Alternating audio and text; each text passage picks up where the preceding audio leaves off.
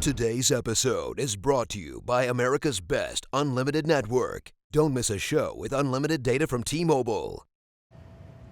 Hello, Screen Junkies, and welcome to Watching Thrones, the show where we recap the upcoming season of Ballers! Who's balling the hardest, yo? What are your most baller fan theories? I'm just kidding, we're talking Game of Thrones, and it was an awesome episode last night, and we're going to talk about it with our amazing panel, Michele Boyd. Now all I can think about is an undead Dwayne The Rock Johnson. We would stand no chance. I want it. Roth Cornet. All I want is a baller fan theory now. Yeah. Anyone, please tweet one baller fan theory. And Kyle Maddock, return guest, host of a podcast, Vice and Fire. Yes, you guys trust me enough now to hold the sword. Yes, I like keep it. that Thank you. oath. And on the couch, Mr. Lon Harris. Hey, I'm here on the couch. Our most social maester. He will be responding or calling out your favorite tweets, which will be at #WatchingThrones. You can tweet us on the Twitters with whatever your fan theories are, what you thought about the episode. About ballers. What would you like to see come back as a zombie next episode on Game of Thrones? Could it be a fish? Could it be a deer? Who knows? But we start. Ballers. What's your favorite baller, zombie baller fan theory? Our top story. There are ice dragons in Game of Thrones now. Are there? Or are there zombie dragons? I don't know. We know Is there a difference? Yeah, what's the difference? Doesn't matter. difference? The point is that Viserion got ice javelined, had one of the coolest just explosions. They're like filled with fire, I guess. It looked like the Hindenburg going down. And then it got dragged out of the ice by some very convenient chains and resurrected. So Beyond the Wall Home Depot is open late. There you go. Yeah. 24 hours. Scale of 1 to 10, how effed is the rest of the realm now that we have an ice dragon Wow. on the White Walker side? 22. 22 out of 10? 22 out of 10. Because, like, the wall means nothing now. They can fly over it, right? Well, but Can they? How far does that magic extend? Too. I don't know. Yeah, like how does the magic work? Because like Benjen presumably could have just walked past under his own power, but he couldn't because of the magic. So in theory, there's still some magic spells woven into the wall. It's not just going to be the fact that they can fly over. And then, yeah, here's my question, because someone brought up, oh, well, now the ice dragon can just melt it. Does the ice dragon breathe fire? Does it breathe cold? Yeah, that's my Seemingly, question. So if it operates like the ice dragons in the lore, then it would breathe cold. That would freeze Well, that wouldn't people help. in a hot second. Yes. So that wouldn't necessarily help with the ice wall, but could it just ram through it? Are there other options to get through? It's a dragon. I think it's going to be a question of once you get past the wall, the ice dragon is going to be really helpful because, I mean, I'm just thinking Wrath of the Lich King, like Syndragosa coming down, doing her whole, like, breathing cold, and then, like, could it maybe just turn all the people into the undead what show in are we front of doing? him? I don't know what show we're watching anymore. I don't know. It's interesting because if you look at the mountain, the one that the Hound saw, it is seemingly the same mountain peak that the children of the forest were at when they created the Night King. So they created the North. They created a land of pure winter, and I'm guessing is the entire goal to just take over the whole continent and do just that? Yeah, it's That's become what I'm life thinking. versus death, right? Well, sure, Right. yeah. It's that simple. A show that was formerly about Shades of Grey is now good versus evil. We'll get to that. But yeah, who do you think wins in a fight between fire and ice dragons? I mean, we still have two fire dragons. Well, One does ice 2 on 1 dragon. I guess that also depends on whether or not the dragon fire can hurt the actual White Walkers. Yeah. Because we've seen them, even in this episode, he walks through fire and it recedes around Exactly. him. So does he have this sort of force field of cold that the fire can't penetrate? Wow, this is getting so nerdy. All Because I was going to say, an ice dragon can then kill humans, and then immediately, the White Walker riding it, or the Night King, can immediately resurrect them. Like, that seems pretty unbeatable. Are you foreseeing, though, a moment Harry Potter style with the wands where the fire comes out of one mouth and the ice out of the other? Yeah, like a Flash DBZ, in the like- middle of the sky. Right? I guess so. That is what I want. Absolutely. I think it I was wanna a see good Jon go evening of the Super playing Saiyan, field. for sure. Was that man. one? Yeah. I Everyone want to see turns Jon go blonde. Super Saiyan.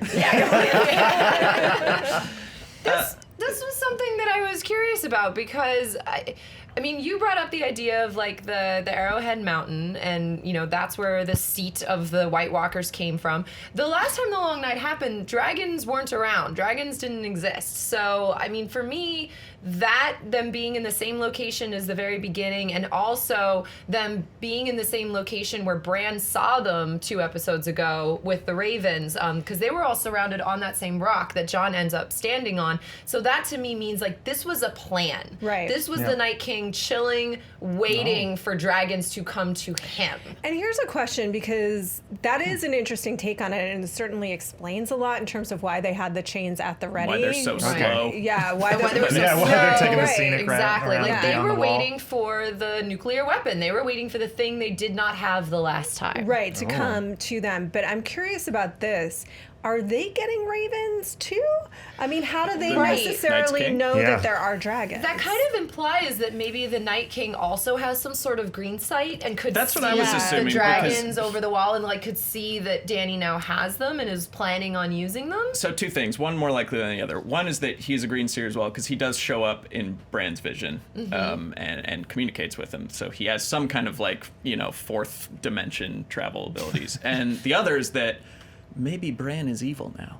Maybe Bran has been feeding the Night King information, because wouldn't that be sweet if Bran was just as bad as I imagined all along? Wait, I'm sorry. Who? I don't know who you're talking about now because we haven't seen him. What is he doing? Just like eyes rolled back, jerking off under a tree. Yeah, Just sitting under yeah. a tree. And I mean, I want to talk about that more when we get to the Arya Sansa stuff too. But yeah, so yeah, I mean, maybe Bran is the Night King. I have no idea. But they did drop something that I don't want to move past that could be the most important little nugget of information we got all episode, which is that when you kill the zombie leader, essentially their minions die too. like vampires. Yeah, except for that one white. So Yeah, in except for theory, that one. so in theory, it's only the ones that they directly Yes, wrote. that they. Yeah. Yes. I think it's Okay. pretty standard vampire rules, right? Yeah, Okay. yeah, that's the siring rules of vampires now apply to them, which is interesting because it does beg the question, does this then become a solitary assassin mission where all they're trying to do is kill the Night King so that everyone dies? Can they just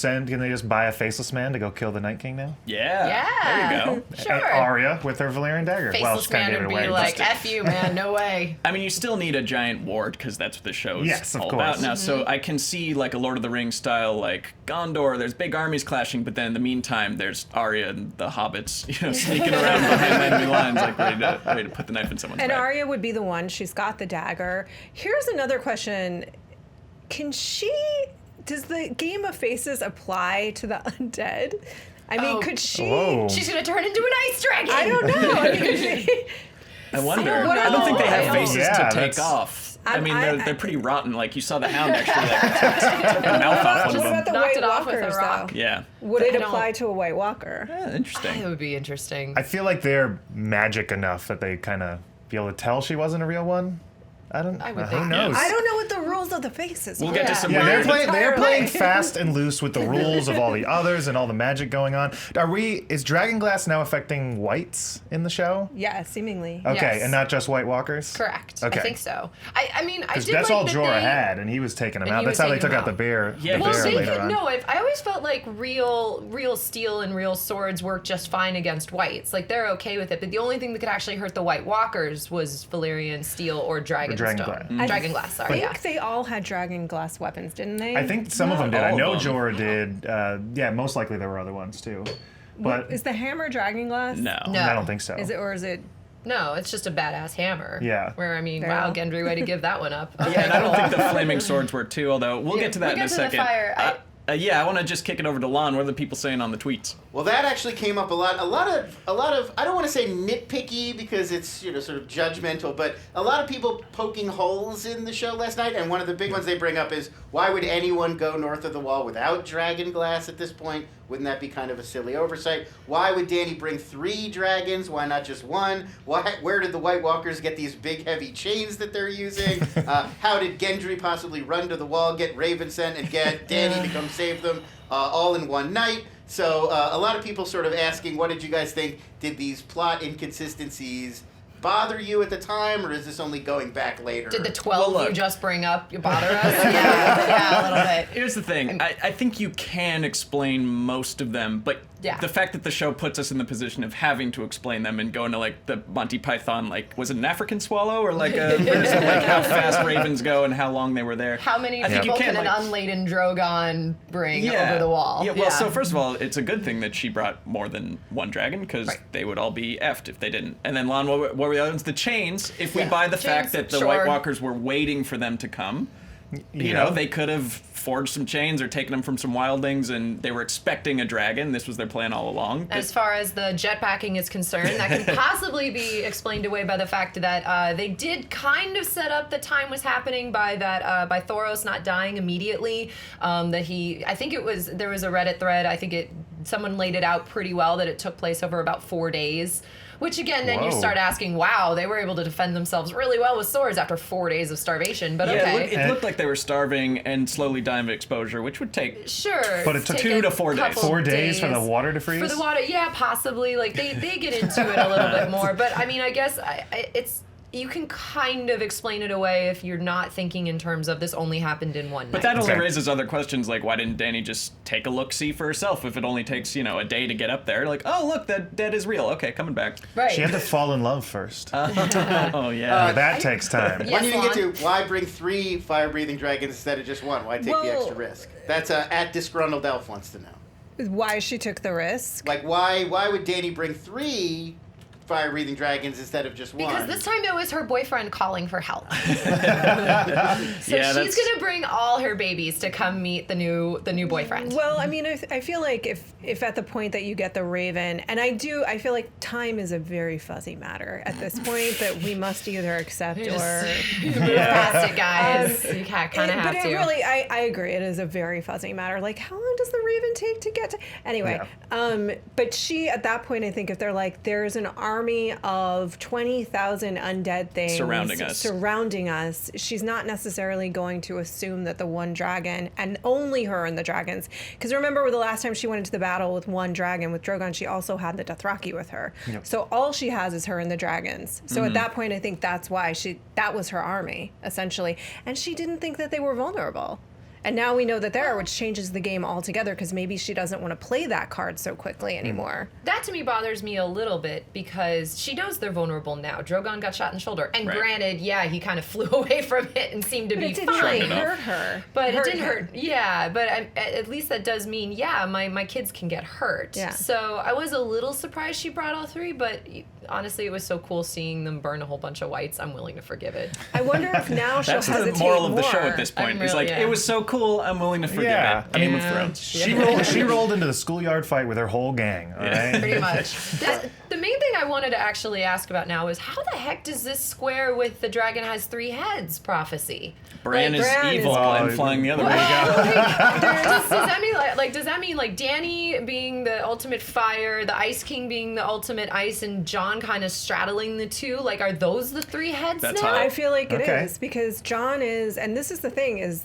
This has always been the song of ice and fire. Mm-hmm. He has always been those things. He is now on the show, both dead and alive, right? Mm-hmm. So he is the very thing that is straddling that line. And Beric, but he's also Targaryen and Stark. And I feel like probably the Night King is going to ride that the ice dragon. Well, the zombie dragon? I don't know. I'm still not sold that it's an ice dragon. The ice dragon. We don't know his origins yet. Just he was created by but we don't know the full backstory there at all yet, and I feel like that's still something to be revealed. And then there is still Bran, who could warg a dragon. Or could we be setting ourselves up for a Moana ending where Dany just calms his angry spirit and he turns back? All I want is at the end of the series for Dany just to walk up to the Night King and hand him a Pepsi. Yes, yeah. That sounds like the most baller fan theory. So balling. First of all, I want to just say, because they were talking about it, there are the plot and character choices, I think. It's interesting how the audience, and myself included, is reacting to them versus the spectacle and the wonder of it all. Right. And how that sort of balances out as how you feel about each individual episode and the show in total. And I'm curious, where are you percentage-wise with worrying about the plot inconsistencies versus the spectacle for everybody?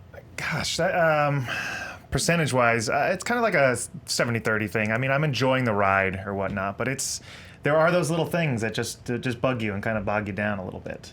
So, yeah. Yeah, I think that there's a lot of annoyances, and I could nitpick it to death, but like the show's changed. The show is very different now than when it started. We are in like full Dungeons and Dragons high fantasy territory, and that's not why I fell in love with Game of Thrones, but they're doing it really well. So I don't know, my expectations have changed, and I'm like on board with the show. It's just a different show than when we started. Yeah, I mean, even if you look at the episode titles, you know, The Mountain and the Viper, The Lion and the Rose, and now you're like, Beyond the Wall.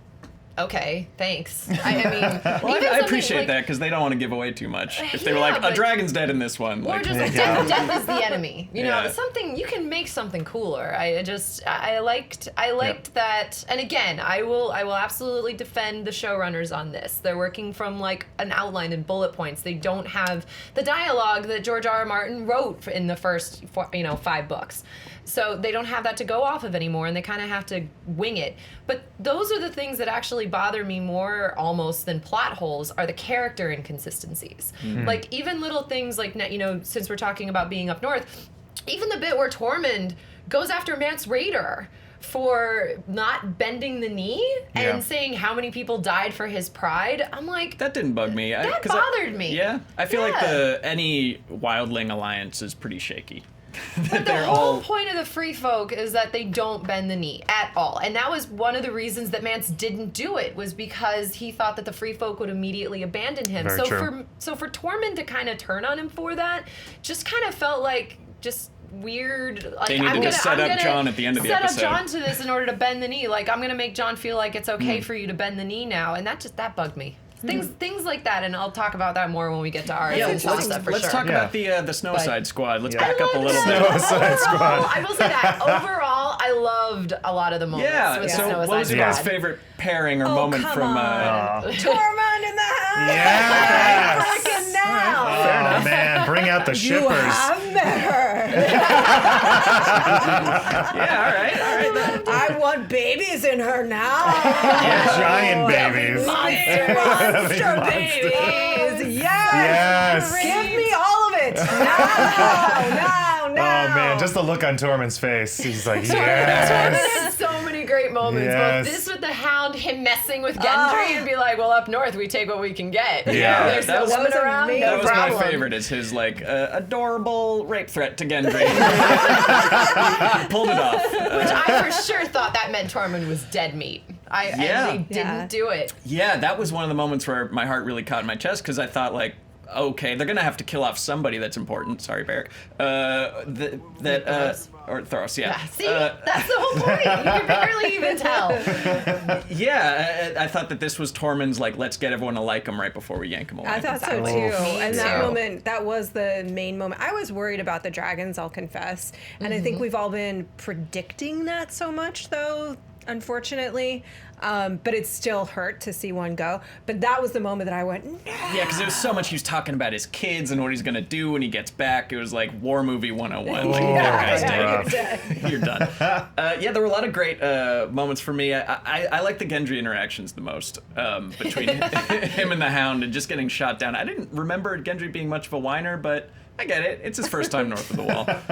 Sure. He's a southern summer boy. I got so mad at Jon when he offered up Longclaw. Really? Really? I liked that moment. I mean, it was kind of a nice thing, but it's also like, hey, I should have done this before we even left, and then I could have maybe gotten another weapon that would attack the White Walkers or whatnot. But he's like, hey, we're almost amongst the enemy. I have the weapon that can kill him. I think I'll just give it away. It was a poor timing. It was a nice sentiment and everything, but poor timing. That do it a tracks little for me, earlier, 'cause Jon or do has- it afterwards, or... John's just got terrible self-esteem. Like, he still hasn't grown into the fact that, like, he's the king and he's respected and stuff like that. He still thinks to himself as a bastard who doesn't deserve any of this. So he'll, at the first opportunity, hand off what's his. I It was totally also agree. the honorable thing to do, Right. and plot moment. It was another way to remind us that you know, of the idea of children and legacy, which came up several different times. Well, yeah, that was what I very liked, true. was when Jorah mentioned something about for you and your children, like, it seemed like Jon had a really good reaction where he's like, oh, I could have children. Like But he's been could thinking, he? yeah, Because maybe. he's undead now and Yeah, apparently we don't can't know. drown.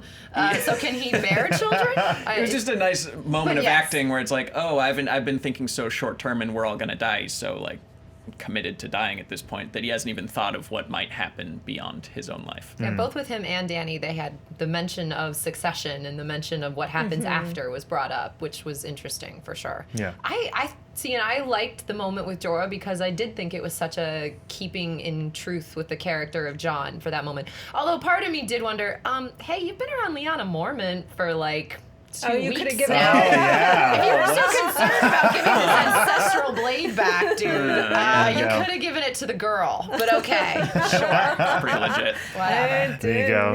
Speaking of Jorah, Jorah, I did like his moment with Thoros about, oh, you were like a god when you barged through the wall at Pike. I was just He goes, you're hammered, man. amazing. And I was just really, really drunk. So drunk. Their posse was interrupted by a zombie polar bear. That was Which was a pretty sweet awesome. sequence. And I want to ask Lon, were there any good suggestions for other zombie animals? Hashtag Watching Thrones. There were a lot of suggestions for zombie animals and a lot of suggestions for zombie characters. I think 1-1 or giants Yeah. being zombified Yes. Yeah. was Hodor. number 1 at the top of everybody's list. Lannister lions, maybe a zombie lion at some point. That definitely came up. And then Hodor. A lot of people want to see Hodor return in zombie Hodor form. You know what's sad? I think that might have really hit a good moment for me if they had included that. Maybe they just ran out of time. I don't know. But if they had included a zombie Hodor that one of our Snowicide squad had to hit Really? down, Wow. that would have given me a lot more of an emotional impact to that episode that I felt was a little bit lacking. It's interesting because Oof, I feel wow. like on the emotional front, for me, I was taking the journey during the episode and I was hitting those highs and lows where they wanted me to, probably. You know, I loved the moments between those guys. I thought the bear attack was awesome. I cried with Viserion. Oh, I'm sorry. With Yeah. who? With the name of what dragon? But it's when you stop and then those things start to bubble up to mind. Are we killing what we love by thinking about it? Well, by here's doing what our I- very job. Yeah, exactly. By Can't we just analyzing enjoy it the too show? nitpicky. Turn your No, brain I off. don't know. What was confusing me is who were the people that were dying, because I didn't Red recognize shirts. them. Red Yeah. shirts. I didn't see them at the beginning, and just you can't say, oh, the guy with the beard, because that's everyone. Yeah. I was really confused that they were picking off unnamed Red characters shirts. during That the scene. definitely bothered me because Yeah. we didn't have an establishing shot really of figuring How out many exactly people who were many there there? were. So all of a sudden, whenever the writers or whatnot were like, "Oh, we haven't killed anybody in a while. We need to up the stakes. Let's kill somebody. Let's just throw in another random guy. Wait, I didn't even know he was there." What were you saying, Lon? I was like, they had this really great opportunity last week when we saw the main guys walking out to just put guys behind them. So we're like, oh, they're bringing a posse of other Oh, they helpful did. They did. dudes. As you're walking out was of the. really. I it looked was- at it again. Oh, It you was like barely glanced at them. very for hard sure. to see that there were other. It looked very much like those 7 guys are going out on this Yeah. mission, and that's why this week when people start dying, you're like, is that Gendry? Who is that? Yeah.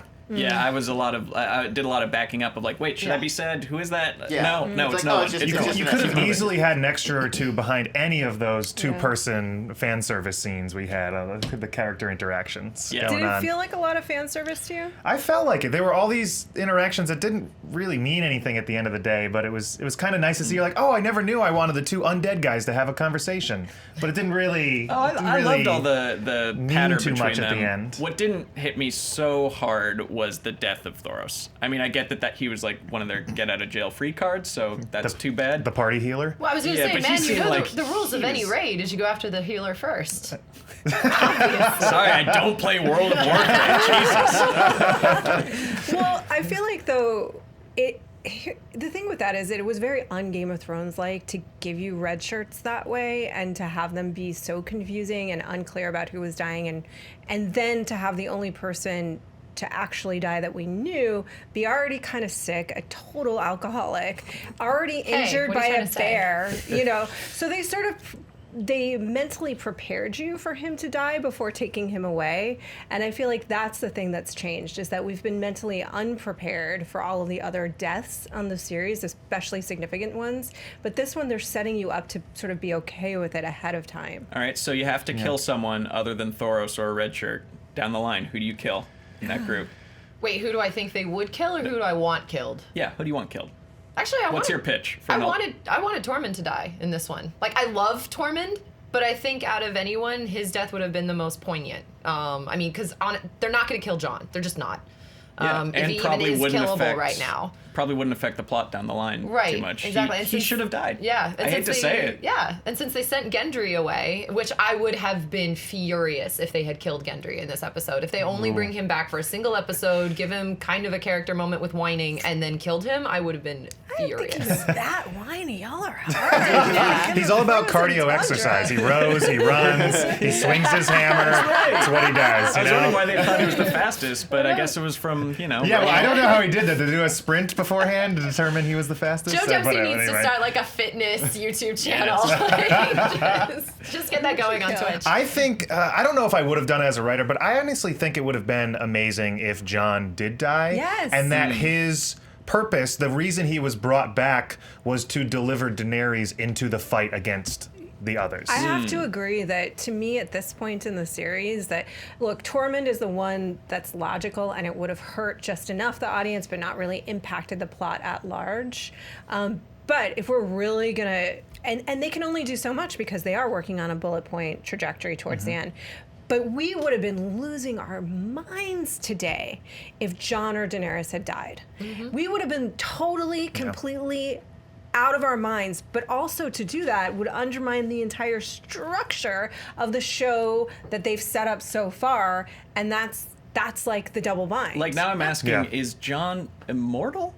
Unclear. It's unclear. Can he die? We don't know. I How would believe protected so, is because he? Beric has died so many times, His and without wounds- Thoros, he couldn't Yeah, be but brought his back. wounds are still. He wounds crawls didn't out of look this healed. Yeah. ice thing, and then, right when he's in peril, Uncle Benjen comes There out you of the go. Oh woodwork. yeah, we haven't even There you talked go. about Uncle Benjen. Well, I mean, Beric's Beric's eye didn't grow back. His head did. I don't know if his head's caved in the show, but in the books, his head's His head's caved caved in. in, that's Like, right. it's not a Wolverine insta-heal when you're resurrected. Right. You still carry these deep wounds and everything. Right. But Jon's But you just can got still die. Deus Ex everything. They were Yeah. throwing everything out of the woodwork to keep Jon alive at this point. Benjen. And I will say this: like, if this scenario happens in the books, and that Cold Hands actually does come down to rescue Jon, to me it's going to matter a little bit more, because in the books, and that one I will actually ring it for, Cold Hands' character is so much more developed. You know, he's been leading Bran and everyone in the earlier books, so you identify and you can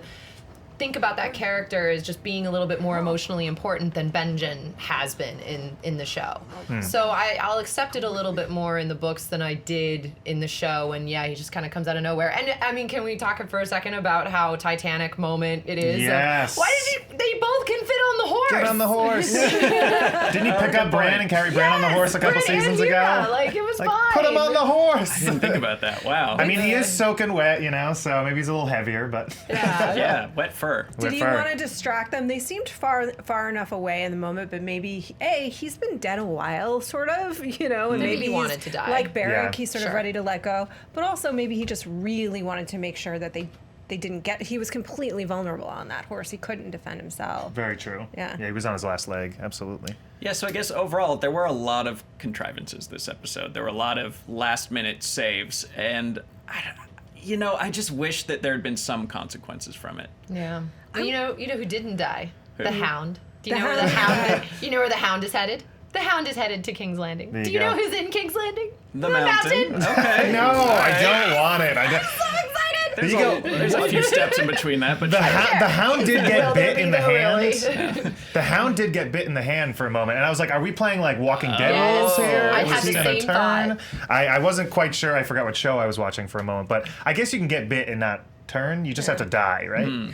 That's my feeling on Okay. it. That's what it seems like. I'm so curious what we're all going to think when this is complete and we go back and rewatch it. Do we become more or less forgiving of the things that we're talking about right now? Depends we'll on see. it depends if it's a lost ending or not, and like we go back and we're like, oh, they just put this in for the hell of it. It's not They so had much no a lost purpose to ending. it. It's more like, do they have any more tricks up their sleeve, or have we, in our heads, plotted out the rest of the show? Is it just going to go on rails to where we think it's going, or are there going to be more signature Game of Thrones twists? Well, and I think that's a big issue with all of the book readers, or even really just dedicated show watchers with the show so far, because even if you could kind of see where the show is going, more than half of the enjoyment of the show itself has been the dialogue, the character development, the twists and turns and the machinations. And I think without the books as a basis for that, we're losing a lot of that in the show, which goes back to what you were saying, where it just doesn't feel like the same show anymore. I'm not enjoying these characters the same way I did in the first few seasons of the show. I think that reflects quite a bit on Martin taking so long to write the books. Oh, it absolutely does. Is that he has to fact check so much stuff, and if he mentions a girl's hips are the wrong size, there becomes fan theories and crazy things, and it is the opposite of lazy. Oh, And God, then yeah, you write one lemon tree, and everyone goes nuts. Whoops. And now the writers, they're on a much faster schedule. They have to get it out, and so they can't check to see. Maybe they missed something. We're checking to see if the Iron Bank deals in slavery, even though they're out of Bravos, and various things like Tormund and bending the knee with the wildlings and whatnot. Well, Martin they has don't said have his- the time to make sure that every single detail is accurate. He said his problems were bringing everything together, that he's created all these people and sent them off in so many directions, he's taking so long to... The Myronese not. Yeah, Yes. the Myronese not, to find ways to bring that. And the show's like, I don't know, they just all, they showed up there. Yep. They're all in the same place at the same time. Do you need Jon and Dany to? I mean, you and I just said that would have blown everything out of the water if they had taken one of those away. Yeah. Do you need them to be endgame? Do I need them to be endgame? I personally don't. I'm still creeped out by the whole nephew-aunt marriage Get over possibility. it. So, It's 2017, man. Everyone's doing it. There's no clicks happening. It's fine. Incest chart is at 2 Yes. million. It's on. Lon, I wanted to kick to you. What are people saying as we whine over and over again? Well, the number one thing, I did not actually see this on the show, so I'm very curious what you guys think. I'm seeing a lot of people are saying that when Jon gets out of the water, Longclaw opens its eye. No, It it doesn't. doesn't. That's Oh. his hand. That was stupid. It I heard doesn't. about that too. No, But anyway, it's a clear crystal. Building off of that, It's a there- droplet of water. oh, it did it! It's a water Oh, it droplet. did it!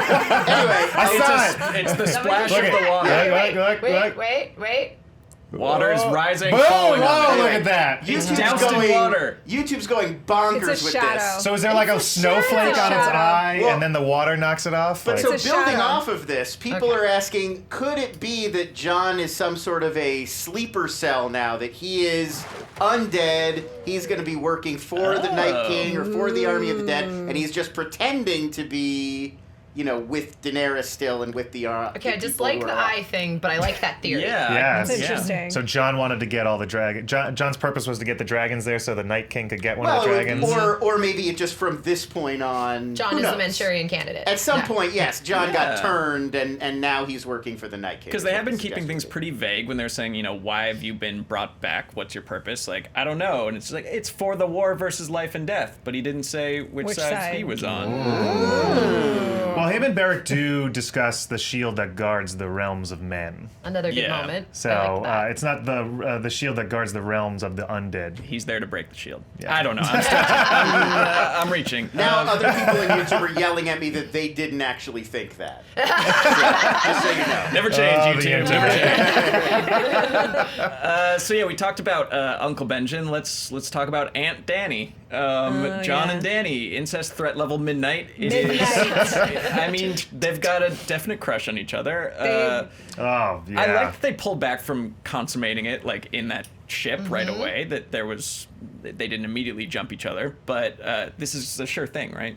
Oh, it's Definitely. on. No. It's No? on. Oh, it's on. Yeah. Okay. I'm sorry. Did you not see his abs? Except They're just so on. It's like Here's the my only- nephew's looking Cool. so good right now. Although she saw saw his. Okay, here's the thing. She also saw his gaping wounds, Right. and is now very clear that he is an undead thing walking around of some variety.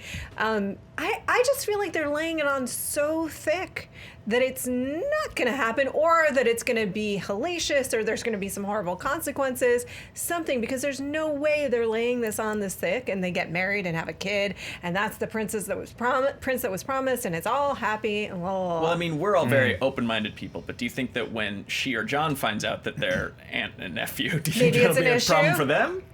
Well, here's what I was wondering, because Cersei is like, I don't care what y'all think. Yep, I'm having my brother's baby. Does she, in a weird way, pave the way for that to be okay again? We've never been really... Silver linings. I think hundreds of years of Targaryen incest paved the way for that. But that's what I'm saying. We've never really been totally clear about why it was 100% okay for Targaryens and not for anyone else. Because they had the dragons. Yeah, Right. Well, that they- was there literally was what some made sort of everything okay. deity kind of, I not think- quite, but that extreme. But. Well, and I mean, also, like, keep in mind, it's only been a generation, maybe two, if you want to argue it, where the rulers haven't been practicing incest. Right. Like, Yeah. for people can still remember the Mad King. Some people can probably remember farther back than that, when, you know, brother was marrying sister and having sex with their cousins. So, like, this isn't totally out of the realm of memory for most of Westeros. But Yeah. if she did get pregnant, say if for some reason the combination of their blood allows, first of all, it was a very unreliable source that told her she couldn't. You know, this woman had lied have to children? her Yeah. already. You know, in Yeah. order to deceive her into sacrificing Drogo. So like. Maybe she can't say that the magic combination allows her to get pregnant. Is he going to then worry about having a child that would be rejected by the world the way he was? Maybe. Gosh. I don't know. I guess that would be a cheap move from the show to be like, we were lying this whole time, she can't get pregnant. I think that the show spent enough time and Magic stressed sperm. it. Magic sperm. Magic sperm. And again, I'm doing this again. In the books, there is a lot of evidence that she can actually get pregnant again. There's a whole thing with, like, she gets her period when she's off. Like, this was way yes. back. This Yep. is when she's, like, still just about to be kidnapped by all the Dothraki. This is way in the back books. in the last book. In the last book, which was like 10 years ago. Yeah, so imagine. yeah, 7 it years was a ago. while ago. So, you know, there is evidence she can get pregnant again in the books. It's possible in the show. Someone brought up the idea that maybe all of her dragons have to be sacrificed in order for her to have more children. I thought that was a cool idea. Cool. But arbitrary. Thanks, Joey. There you so go. yeah, I mean, I thought that was kind of an interesting There you go. concept, that these are the only children she'll ever have until they die. And then Interesting. maybe that'll be the magic thing that quickens her womb again. I don't know. Quickens her womb. You're doing I all the know- oh, Martinisms. If George isn't going to write these books and give me this language, I will bring it out. Do There's it. some price to it, though, right? I mean, there's Has to nothing be. is simple in this.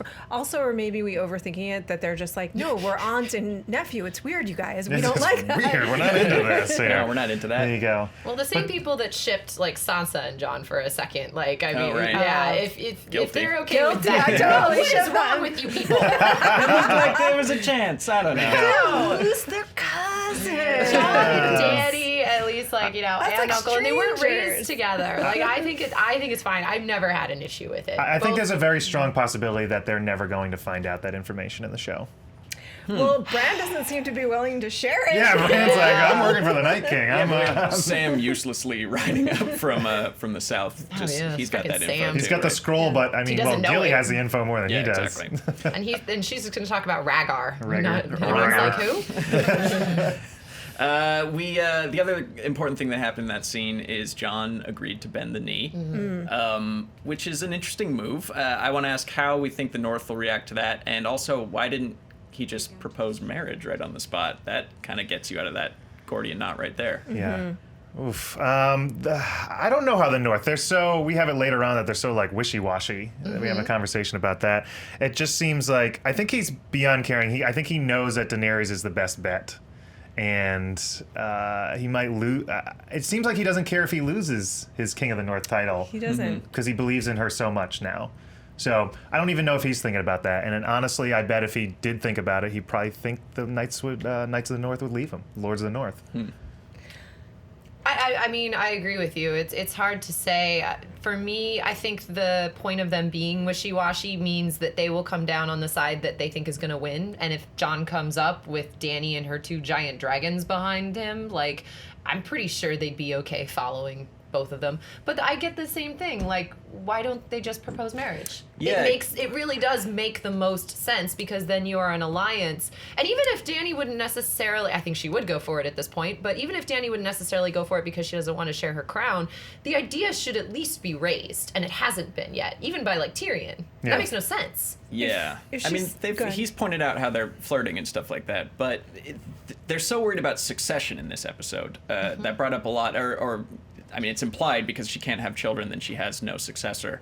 So maybe that gets them out of this bind where Jon and Dany can get married, but they'll be the last king and queen. Like, they can bring about, Tyrion, he didn't even have the word democracy because it doesn't really exist, but he was kind of stepping towards, we can do it how the free folk do it, or we can do it how the Iron Islanders do it.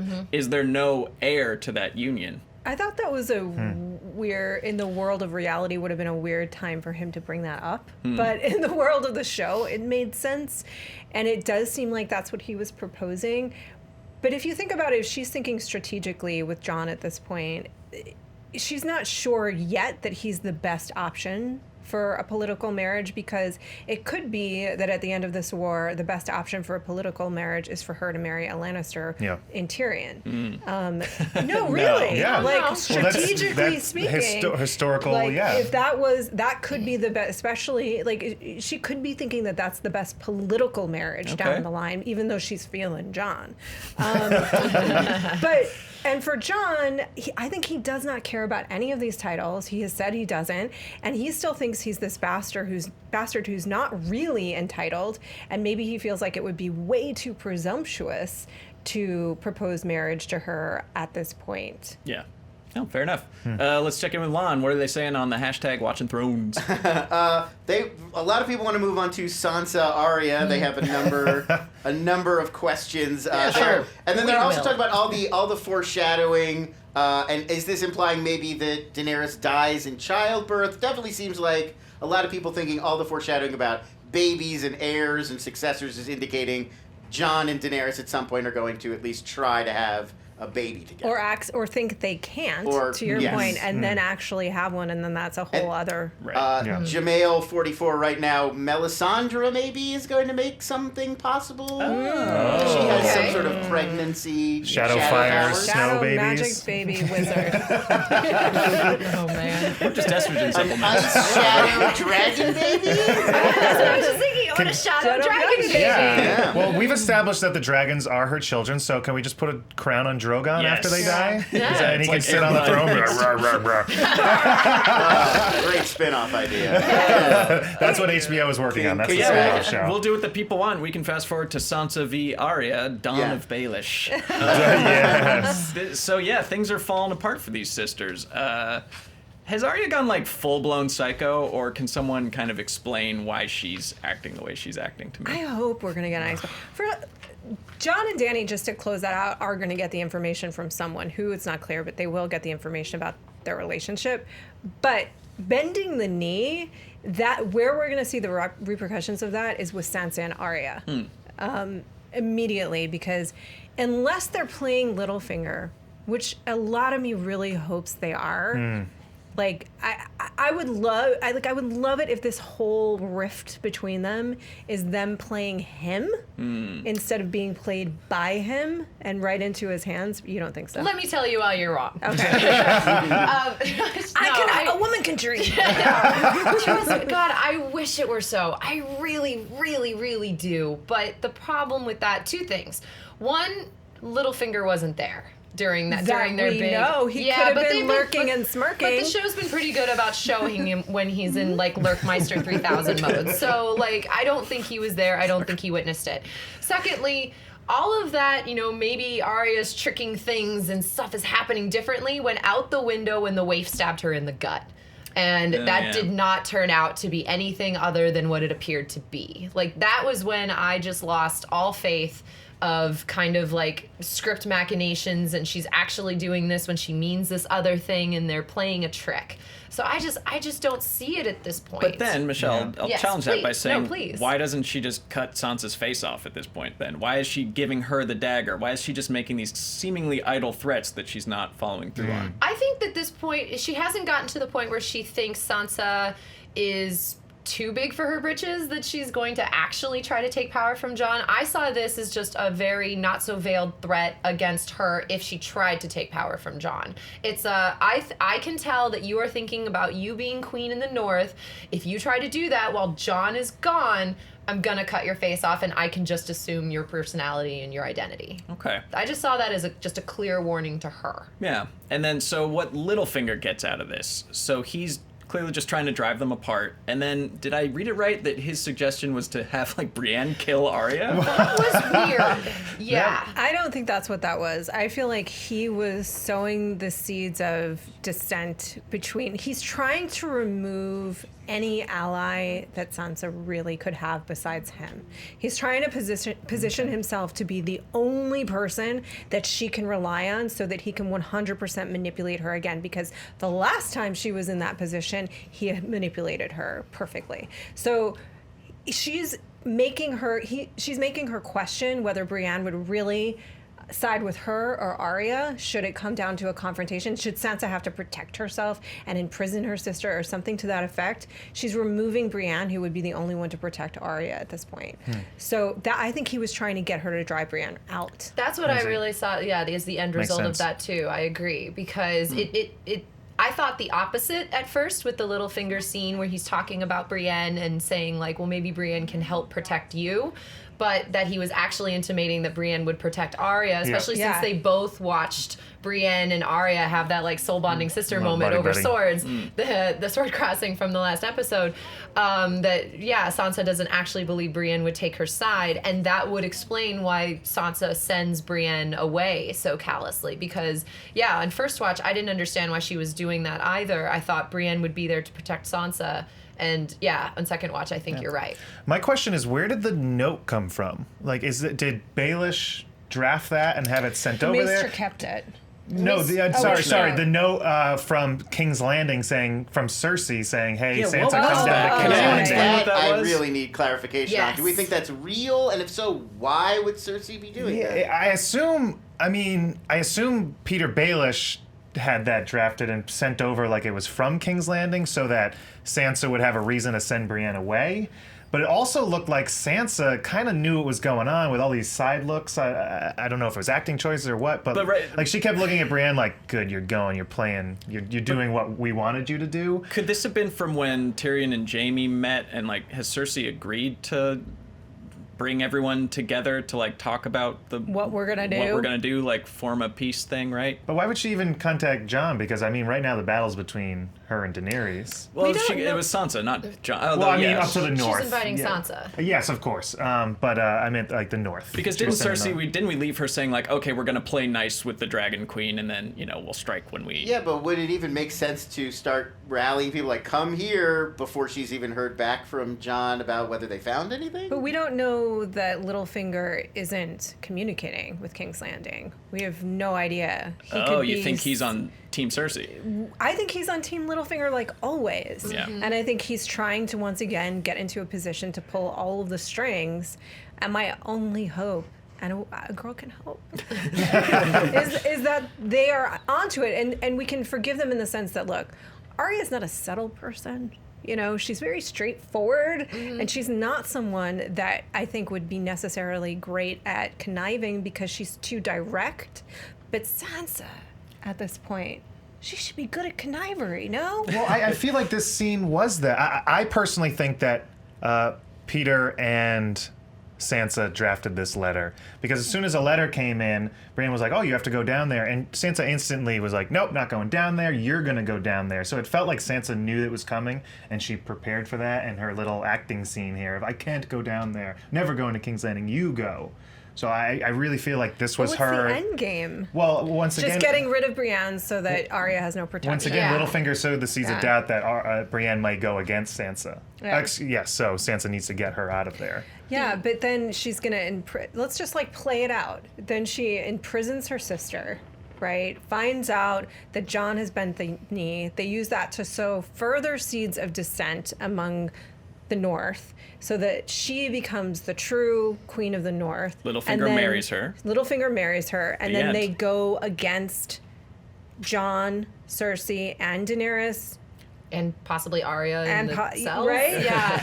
I think he's hoping that the North takes care of Jon on its own, that Jon dies and leaving Sansa, again, one ally down. I think his endgame is to marry a Stark woman, whichever one's clever, and then rule the North in the Vale, and then, like, I think he'd be content with that. I think he'd he go wants for the the Iron Iron Throne Throne. eventually. He says he but- wants the Iron But this is Throne. definitely, like, the next step The for next him. step to getting back to the Iron Yeah. Throne. Yeah, I mean, it all plays out when we talk it out. That could be his plan. Why they're falling for it is what bothers me. Or are they? Or They are are. they? Yeah. They are. lot of questions about that online. A lot of people are suggesting, is it possible Arya has already killed Littlefinger and is impersonating him during that scene with Sansa this episode? Whoa. And then, or Jeez. is it possible that this could end with Sansa and Arya teaming up, realizing we could get rid of Littlefinger and then Arya could be him and still control the Knights of the Vale, so they don't really need him anymore? Well, here are two things with that. One, I think if she had killed Littlefinger and been him in that scene, then Sansa would have come across his face in that bag, which would have been Yeah, awesome. and that man purse. There's a But- literal bag of there's a faces. bag There's a literal bag of faces. We made a joke about it last week. Literally a man purse of faces. It did Full not face see that off coming. I did not think there was Okay, going to be an actual sure. bag. I wish there'd Why be a Nick not? Cage cameo in there. Okay, John Travolta and a Nick Cage. as long in as we're there. talking about face bag, are there wigs? Are there wigs too? Like, she's not just putting somebody's face on. It's obviously their whole. Well, that's where the magic The comes whole in. body. That's where the Right, magic, That's yep. the magic But part. it's weird that she would need the physical face part if it's just magic, right? It's not weird, Lon. It makes perfect sense. Don't magic is in criticize the face mask. bag on this show. Have you Face not bag seen will The be- Mask with Jim Carrey? I mean, Completely physically transforms. His But that's suit a turns wooden yellow. mask becomes like a green all covering of his Do not head. question the face bag. Oh my god. Good And times. The But magic as of face far mask. as far as whether or not Arya and Sansa are working together, I mean, and this is one big thing I wanted to bring up too. You know what would like kind of help this whole thing along is maybe if their little brother would show up for 5 seconds And tell them everything. everything that's been going He's on. busy helping the Night's King. He's not their Yeah, Brand is brother evil. anymore. He's- And I'm yeah. sorry, Either by but- omission or by intent, And Brand look, is evil. even if you want to make the argument that Bran has bigger things on his mind and he's like kind of, you know, in this whole game of life and death and he doesn't have time to deal with his sister's squabbles, like, show that. Because you're not showing No, us... we don't need to show anymore, Show, Bran. I want something. He doesn't show, care anymore. Show something that Bran is paying attention to other things instead of what's happening right there at home. I Because just need a otherwise, someone's title just gonna card that walk up with a says knife. Bran went back to his home planet. That's all I You just need. want it Always Sunny in Philadelphia style, like at the beginning of the episode. Bran left. Bye-bye, Guys, Bran. I am not completely over that bag of faces. One question, one more question about it. The second face is obviously Walder Frey. Yes. Was the first one of any significance? I wish it had been Ed Sheeran. Twitter. Oh, if it had been Ed Sheeran, that would have been so good. Wait, I know it wasn't, Twitter, but- Twitter. I want Twitter, Twitter yeah. in on this. Who is that first Who is face? that first Yeah. face? Yeah. Watching Thrones. Yeah, hashtag Twitter. Who would you face bag? I assumed is it didn't, that? I couldn't take a good look at it, but I assumed it was the other, like girl? the servant girl that she had been impersonating. Oh, maybe. Like the- It's really hard to tell. Yeah. Okay, it Question: looks like Vars. Did she take? So she took faces. I'm assuming. Otherwise, she killed an innocent serving girl. No, I'm pretty sure she killed an innocent serving girl. Yeah.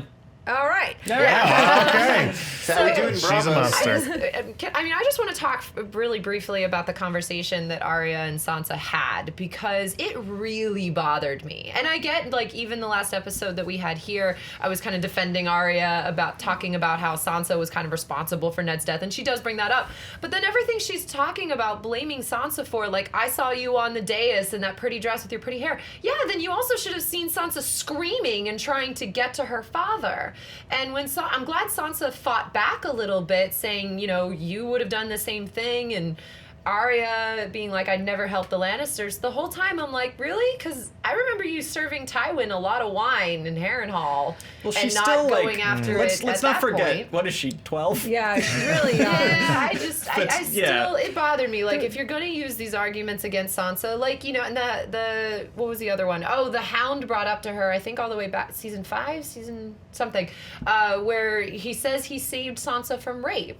Like, Arya should know that this wasn't all peaches and cream for Sansa, and that Sansa has gone through quite a lot of trauma. But I like on her that they own. had their second or third incarnation of like that Monty Python Who Had It Worse sketch. Like, Yeah. you had to do this. Well, I didn't even have a house. I had a hole in the ground. I know, and Sansa's just like, listen, while you were away at Tim Burton's Hogwarts, like, I was over here getting raped in my ancestral home. Well, so but speaking of raped in her ancestral home, though, is that the last time Sorry, I shouldn't laugh at that. the last time it's not funny, but the last time, two things. The last time she trusted Littlefinger, that's what happened. Right. So Yeah. they've both, I excuse their current distrust for one another in the sense that they both really have had a ton of trauma. They're really young. It would be hard to trust anyone. They never liked each other. They've been apart for years, and those years have been brutal. So I'm not surprised that there is a level of mistrust there, but the last time Sansa actively trusted Littlefinger to advise her, she ended up getting brutally raped. So Why does that's he have a that's voice where I get anymore? a little stuck. I understand their contention with one another. I actually, that does make sense. They're really young too. Yeah. But that piece, I just can't understand why she would believe him ever again. It has a lot to do with the Battle of the Bastards, I would assume, and that how He came to her rescue. he came to her and he offered up the armies, and it was her choice in doing it. Yeah, So Sansa's just he like a didn't stone make- cold pragmatist at this point. Yeah. Like, whoever can literally keep me alive, Yeah, I will not trust, but at least talk to. because Littlefinger didn't force her to have the Knights of the Vale come. Like, she ultimately made that choice. Even though, I mean, her back was really against the wall, but she was the one who was like, Littlefinger, I need your help. So she kind of brought him back in on that. And I know she has so much to hate him and not trust him about, but that's kind of the last interaction, was her bringing him back into her life. Well, guys, you know what all this rape of your ancestral home makes me think about? Raging Throners. Guys, we've reached that time. I think we picked over pretty much everything the fans wanted us to talk about. Lon, chime in if we're really overseeing something. No, I think we got to most of the big stuff. It's now just everybody is upset because they say that the first face she pulled out of the bag has a beard, so it's not a lady. Okay. Oh, well, I mean, A lot of Mary Just 'cause they had a Mary beard. Trant theories going on in YouTube. Okay. Oh, yeah. Oh, okay. 'Cause of that. I With can Sir Maren see Trant? it. Kind of looks like a beard, maybe. That's a lot of Interesting. people yelled at me Sure. in the YouTube comments. Doesn't well, I won't. I Okay, won't do I- the spoiler chapter preview warning. Nah, never mind. We won't even get into it. Let's talk about our Raging Throners. Kyle, what do you got? I like the flaming sword. Who doesn't like a flaming sword? Barrack just amazing. I could watch it all day long. So awesome. And the Yeah. fact that it happened several times, badass. Loved it. Super badass. Rough. Why doesn't everyone get a flaming sword? I guess you have to have the blood magic and the Lord of Light stuff. You gotta well, here's the believe. thing. The You gotta flaming swords believe. didn't even make a difference. Yeah. They were just But they as... Bear on fire. It set a bear on The fire. bear did not care it was on fire. Not at all. Not caring bear. I gotta say, it was Tormund and the Hound for me. I mean, there were so many bigger moments in the episode that I also got very excited about. But that one just brought me, it was surprising, and it just brought me such unadulterated joy. I mean, look at his face. He's so earnestly in love.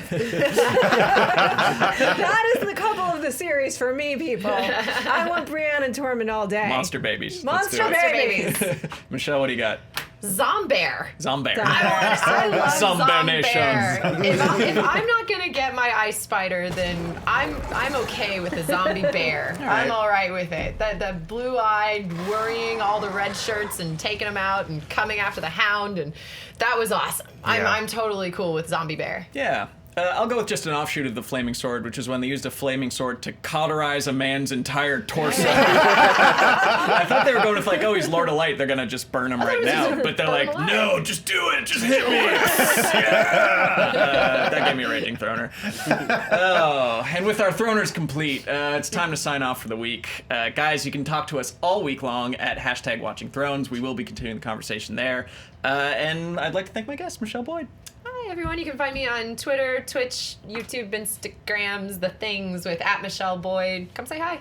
Yeah, Roth Cornet. I'm at Roth Cornet on other things too, but those were a lot of impressive things. No contest, but Kyle Maddock. what do you Awesome. got? Thank you guys for having me. You can find me at Kyle Maddock on Twitter or at a podcast of Ice and Fire where I talk about the books and the show all year long. Badass. And you guys find me at Spencer J. Gilbert on Twitter and join us next week for the last episode Oh my God.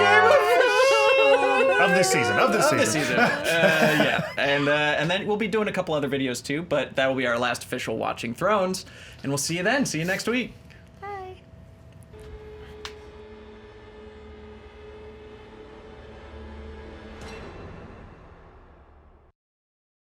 Thanks again to T-Mobile for sponsoring today's episode. Check out what makes them America's best unlimited network at T-Mobile.com/coverage.